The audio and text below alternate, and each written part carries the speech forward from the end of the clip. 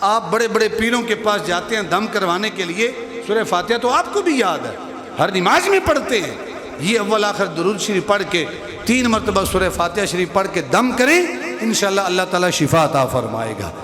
سورہ فاتحہ کے متعلق آتا ہے، اس کو فاتحۃ الکتاب کہا گیا، اس کو سورہ شفا بھی کہا جاتا ہے۔ بخاری اور مسلم شریف کی حدیث مبارک ہے، حضور کے صحابہ سفر کر رہے تھے تو ایک جگہ پڑاؤ ڈالا، تو جہاں پڑاؤ ڈالا وہاں بھوک اور پیاس کی شدت کا احساس ہوا، تو وہ جو علاقے والے تھے ان سے کہا کہ بھئی ہمیں بھوک لگی، اگر کچھ کھانے کو مل جائے۔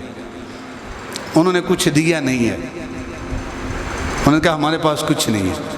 تو انہوں نے پڑاؤ ڈال لیا، تو تھوڑی دیر گزری تو وہ جو گاؤں والے تھے ان میں سے ایک بندہ آیا اور اس نے آ کر کہا کہ ہمارا جو سردار ہے اس کو بچھو نے ڈس لیا ہے، بچھو نے ڈنگ مارا ہے، تمہارے پاس اگر کسی کے پاس علاج ہو تو علاج کر دو۔ انہوں نے کہا بھئی ہم اس وقت تک علاج نہیں کریں گے جب تک تم ہماری مہمان نوازی نہیں کرو گے۔ پہلے آپ لوگوں نے ہماری مہمان نوازی نہیں کی، پہلے طے کرو کہ آپ لوگ ہماری مہمان نوازی کرو گے۔ انہوں نے کہا ہمارا سردار ہے، آپ جو کہیں گے ہم پیش کریں گے، یہ بکریوں کا ریوڑ ہے، اگر ہمارے سردار کو افاقہ ہو جائے تو سارا ریوڑ ہم تمہیں پیش کر دیں گے۔ بعض روایات میں کہ 30 بکریوں کا ریوڑ تھا۔ تو ایک صحابی گئے، وہ جو قوم کا سردار تھا اس کے اوپر سورہ فاتحہ پڑھ کے اس کو دم کر دیا۔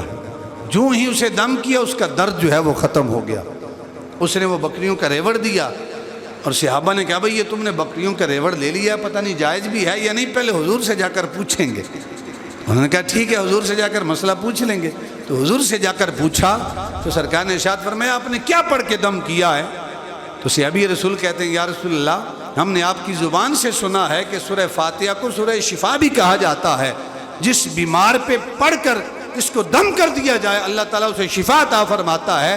میں نے سورہ فاتحہ پڑھ کے دم کی ہے، آدھا حصہ میرا الگ کر دو، باقی آدھا حصہ تمہارا ہے۔ آپ بڑے بڑے پیروں کے پاس جاتے ہیں دم کروانے کے لیے، سورہ فاتحہ تو آپ کو بھی یاد ہے، ہر نماز میں پڑھتے ہیں۔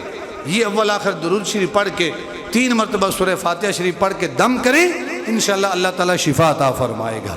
تو احباب وقار، کوئی دم کرتا ہے تو شفا دم میں نہیں ہے بلکہ شفا اللہ کے اذن میں ہے، لیکن وہ دم، وہ جو ڈاکٹر کی دوائی ہے وہ وسیلہ بنتی ہے اس مریض کی شفا یابی کے لیے۔